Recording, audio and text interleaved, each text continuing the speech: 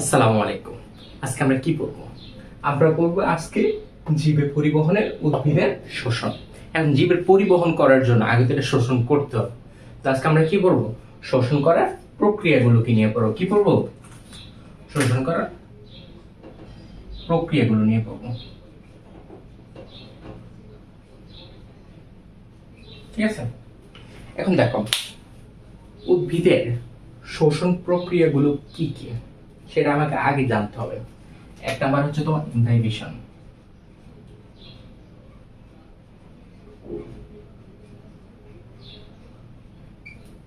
দুই নাম্বার হচ্ছে তোমার কি? ব্যাপন। তিন নাম্বার হচ্ছে কি তোমার? অভিস্রবণ।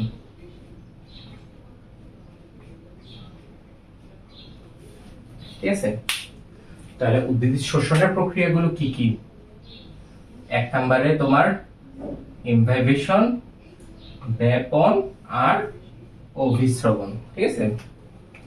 এখন আমরা আজকে কি কি নিয়ে পড়বো সেটা আমাদের বলতে হবে। এক নম্বরে আমরা পড়বো কি? ইনভাইবেশন নিয়ে।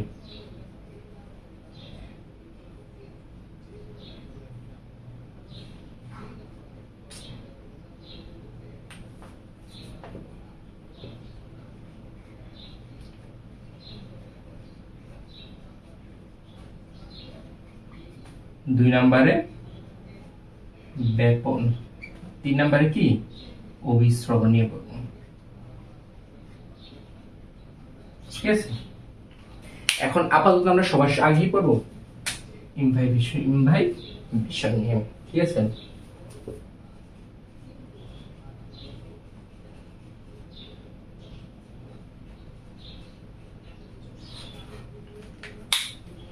ঠিক আছে?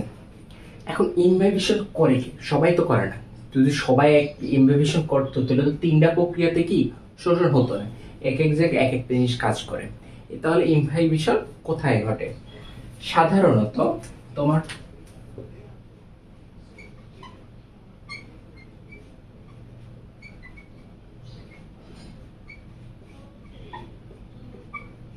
কলর জাতীয় পদার্থে তোমার কি হয়? ইনভাইবেশন হয়ে থাকে। ঠিক আছে? তাহলে কোথায় হয়? কলর জাতীয় পদার্থে ইনভাইবেশন হয়। ঠিক আছে? এরপর এটা পানি যখন শোষণ করবে, তোমার এটা অবশ্যই তো তোমার ইয়া হইতে হবে, শুকনা বা আধা শুকনা হতে হবে।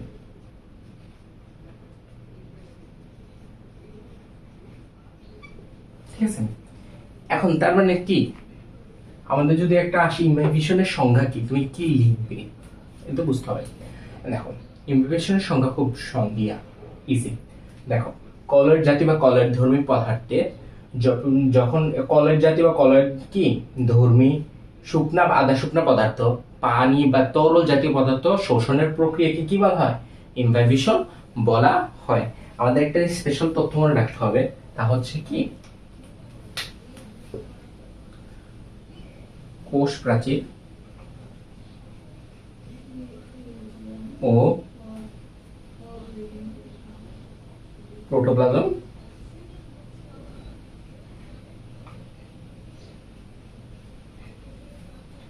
হচ্ছে তোমার কি কলয়েড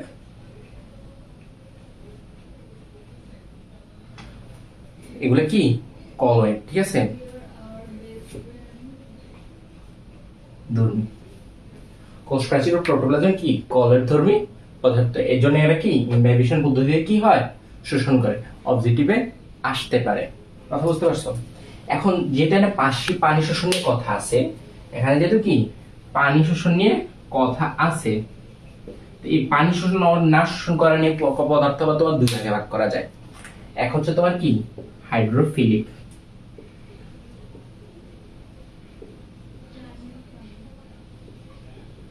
আরেকটা হচ্ছে হাইড্রোফোবিক।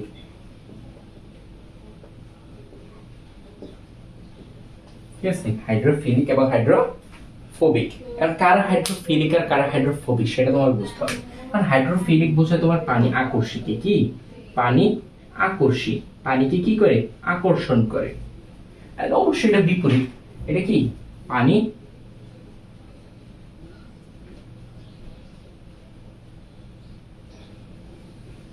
পানি বিকর্ষী। এখন দেখো সবার আগে তুমি যে একটা খেয়াল করে দেখো, এখানে আছে কি হাইড্রো, এখানে কি হাইড্রো, হাইড্রো তো কি পানি বোঝায়, ঠিক আছে, পানি জাতীয় বা জলীয় বোঝায়, ঠিক আছে। আর এরপর আছে কি ফোবিক। এখন দেখো তুমি যদি কি ইসলামোফোবিক, এই ফোবিক, সেই ফোবিক, ঠিক আছে, আর নামগুলো শোনো না, তো ফোবিক মানে কি যে অপছন্দ করে, সে কি অপছন্দ করে, তাহলে কি অবশ্যই সে কি পছন্দ করে না, যে পছন্দ করে না যদি না হয় সে সেটার প্রতি বিকর্ষণ, তার থেকে দূরে থাকার চেষ্টা করে। তো এই জন্য কি আমাদের এটা মাথায় রাখতে হবে। তাহলে এটা কি হবে, হাইড্রোফোবিক কি পানি বিকর্ষী। এখন কারা হাইড্রোফিলিক আর কারা হাইড্রোফোবিক সেটা আমাদের কি বুঝতে হবে। এখন দেখো সবার আগে আমরা হাইড্রোফিলিকের কথা বলি। এখন দেখো একটা জিনিস মাথায় রাখো, আমরা যে কাগজের পানি ফেলাই, কাগজে কি পানি ফেলাই, তাহলে কাগজ কি পানি শোষণ করে ফেলে না, খুব দ্রুত ভিজে যায় না, ভিজে যায় তো। তাহলে কাগজ কি দিয়ে তৈরি, সেলুলোজ দিয়ে তৈরি। কি দিয়ে তৈরি, সেলুলোজ দিয়ে তৈরি। তার মানে কি সেলুলোজ কি,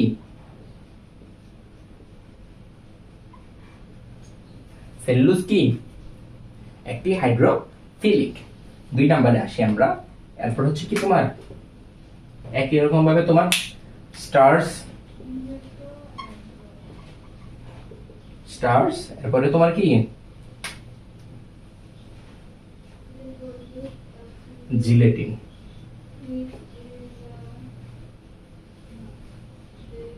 ইত্যাদি আর অনেকগুলা কি হাইড্রোফিলিক আছে।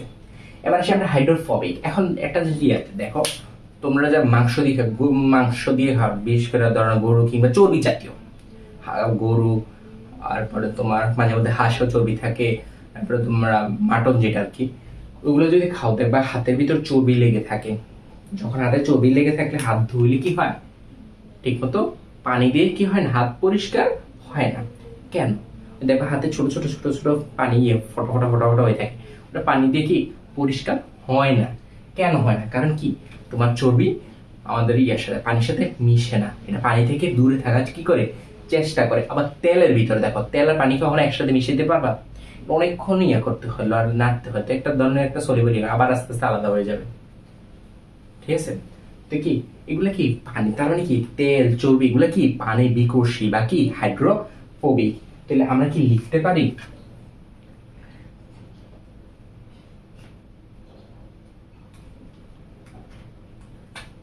যেমন তার মানে কি ধরো না চর্বি লিপিড, এটা কি হাইড্রোফোবিক। এরপর আমরা লিখতে পারি তোমার তেল, মোম, এগুলো কি হাইড্রোফোবিক। কথা বুঝতে পারছো, এই সবগুলা কি হাইড্রোফোবিক। আরো আরো আরো আরো আছে, কথা বুঝতে পারছো। হাইড্রোফিলিক কি করে, তার মানে হাইড্রোফিলিক হচ্ছে তো পানি শোষণ করে, এরপর পানি শুকিয়ে গেলে আবার এটা চিকন। যেমন দেখো তুমি যদি ইয়ার ভিতরে অনেক কিছু আছে, পানি দিলে কি ফুলে যায়, এগুলো কি হাইড্রোফিলিক হবে। আর হাইড্রোফোবিক তো তোমার পানি থেকে থাকে, দূরেই থাকে। কথা বুঝতে পারছো, আই থিঙ্ক ইমবাইবেশন তোমরা বুঝতে পারছো। তো আমরা এখন কি করছি, ইমবাইবেশন করছি, ঠিক আছে। এখন আমরা কি পড়বো, ব্যাপন নিয়ে পড়বো। কি নিয়ে পড়বো, ব্যাপন নিয়ে পড়বো। এখন দেখো তোমরা যদি ব্যাপন নিয়ে দেখো একটা জিনিস, ব্যাপনে কি হয়, উচ্চ থেকে নিম্ন দিকে, উচ্চ ঘনত্ব থেকে নিম্ন ঘনত্বের দিকে যায়, তাহলে কি উচ্চ ঘনত্ব থেকে কি নিম্ন ঘনত্বের দিকে যাবে। কে যাবে, কি কে যাবে, তোমার দ্রব যাবে। কে যাবে, দ্রব যাবে। এটা ভালোভাবে খেয়াল রাখবে, কে যাবে, দ্রব। এটা মনে রাখবে, এটা এমসিকিউতে আসে, এটা অনেকে কি করে ভুল করে। কে মুভমেন্ট করে, তোমার দ্রব, ঠিক আছে। এখন দেখো এখানে যে আমরা একটা খেয়াল করি, এখানে কি এটা উচ্চ ঘনত্ব, এখানে কি উচ্চ ঘনত্ব, ঠিক এখানে আসলে কি এটা হয়ে যায় নিম্ন ঘনত্ব, ঠিক আছে।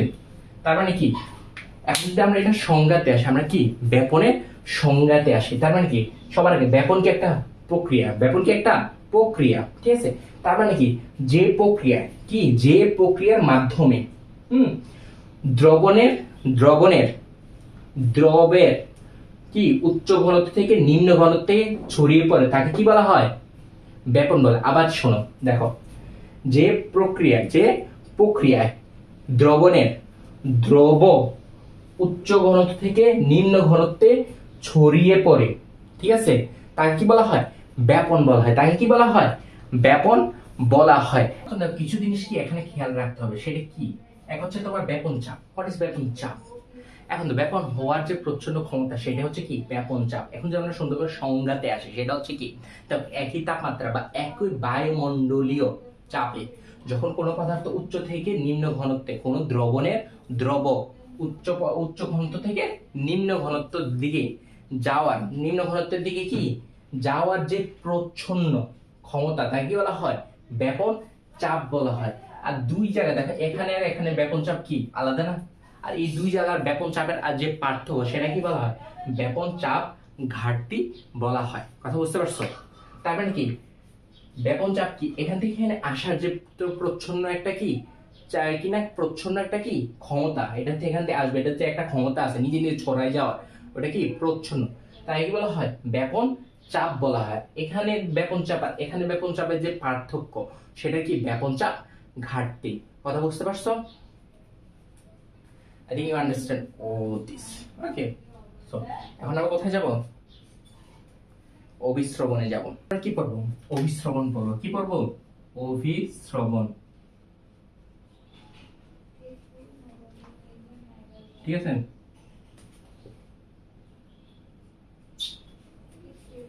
দেখো এখানে দুইটা পাত্র দেওয়া আছে, দুইটা পাত্র দেওয়া আছে। এখানে দেখো 1 2 3 4 5, কয়টা মূলক? 5টা। কে এখানে 5টা দ্রব আছে, যে কোনো জিনিসের ধরতে হবে 5টা অণু আছে। এখানে কয়টা? এখানে 10টা অণু আছে। দুইজনের কি পানির পরিমাণ সমান, কিন্তু এখানে দেখো এখানে 5টাই আছে দ্রব, এখানে 10টাই আছে, কিন্তু এখানে পানি কি নিচে নেমে গেছে আর এখানে পানিটা কি উপর উঠে গেছে। ঠিক আছে?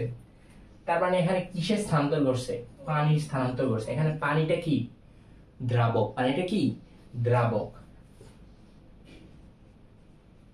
তার মানে কি অভিস্রবণের মধ্যে কি হয়? দ্রাবকের স্থানান্তর ঘটে, আর ব্যাপনে কি হয়? দ্রব এর স্থানান্তর ঘটে। এটা হচ্ছে একটা বড় পার্থক্য ব্যাপন এবং অভিস্রবণের মধ্যে। 2 নাম্বার একটা, তার মানে কি এখন 2 নাম্বার পার্থক্য। এখন দেখো পানি কি হয়েছে? এখানে দেখো এখানে কি কম ঘনত্ব না, এখানে কি বেশি ঘনত্ব না? তার মানে কি পানি এখানে কি নিম্ন ঘনত্ব থেকে কি উচ্চ ঘনত্বের দিকে যায়, আর আমরা ব্যাপনে পড়ছি কি উচ্চ ঘনত্ব থেকে নিম্ন ঘনত্বের দিকে যায়। আর এখানে কি তোমার নিম্ন ঘনত্ব থেকে উচ্চ ঘনত্বের দিকে যায়। আরেকটা পার্থক্য আছে, সে পার্থক্যটা কি? এখন দেখো এটা কি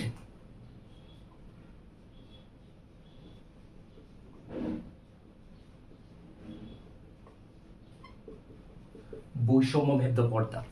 ব্যাপনে কি কোনো রকমের পর্দা ছিল? কোনো পর্দা ছিল না। তার মানে কি অভিস্রবণের জন্য কি একটা পর্দা থাকবে, সেটা কি বৈষম্য ভেদ্য পর্দা। এখন বৈষম্য ভেদ্য পর্দা কি? যেটা দিয়ে তোমার শুধুমাত্র কি দ্রাবক প্রবেশ করতে পারে। কি প্রবেশ করতে পারে? দ্রাবক। যেমন এখানে কি পানি প্রবেশ করছে, এখানে এখান দিয়ে পানি এখানে গিয়ে যেতে পারছে। ঠিক আছে? নট দ্রব। ঠিক আছে? মানে কি এখন দেখো বৈষম্য মানে কি রেসিজম, রেসিজম এ কে পিক করে, একে ঢুকতে দেয়, একে ঢুকতে দেয় না। ঠিক আছে? তার মানে বৈষম্যের পদ্ধতি কি শুধু দ্রাবক প্রবেশ করতে পারে, তাই কি বলা হয়? আর দ্রব দেখা, এখন যদি আমরা সংজ্ঞাতে আসে, আমরা কি বৈষম্যের সংজ্ঞা, বৈষম্যের পর্দার কি সংজ্ঞা আসে, সংজ্ঞাতে কি লাগবো? যে পর্দার কি ভেতর দিয়ে শুধু দ্রাবক দ্রাবক প্রবেশ করতে পারে কিন্তু দ্রব প্রবেশ করতে পারে না, তাকে কি বলা হয়? বৈষম্য ভেদ্য পর্দা বলা হয়। ঠিক আছে? তাহলে অভিস্রবণের সংজ্ঞা তুমি কি লিখবে? কথা বুঝতে পারছো? অভিস্রবণের সংজ্ঞাতে কি লিখবে? এখন দেখো ভালো করে খেয়াল করতে হবে, দুইটি ভিন্ন ঘনত্বের দ্রবণ, দুইটি কি ভিন্ন ঘনত্বের দ্রবণ একটি বৈষম্য ভেদ্য ঝিল্লি বা বৈষম্য ভেদ্য পর্দার দ্বারা কি পাশাপাশি কি পৃথক থাকলে, পাশাপাশি কি পৃথক থাকলে, আবার খেয়াল করে শোনো, দুইটি ভিন্ন ঘনত্বের, এখানে 5টা এখানে কিন্তু 10টা, তার মানে দুইজনের ঘনত্ব ভিন্ন, দুইটি ভিন্ন ঘনত্বের একটি দ্রবণ দুটি ভিন্ন ঘনত্বের দ্রবণ একটি বৈষম্যভেদ্য পর্দা দিয়ে পৃথক থাকলে, ঠিক আছে নি, দ্রাবক পদার্থ কি, দ্রাবক পদার্থ যে প্রক্রিয়ায় তোমার কি নিম্ন ঘনত্ব থেকে উচ্চ ঘনত্বের দিকে যায়, নিম্ন ঘনত্বের দিকে উচ্চ ঘনত্বের দিকে ব্যাপিত হয়, তাকে কি বলা হয়, অভিস্রবণ বলা হয়। কথা বুঝতে পারছো? আই থিঙ্ক তোমরা অভিস্রবণও বুঝে ফেলছো।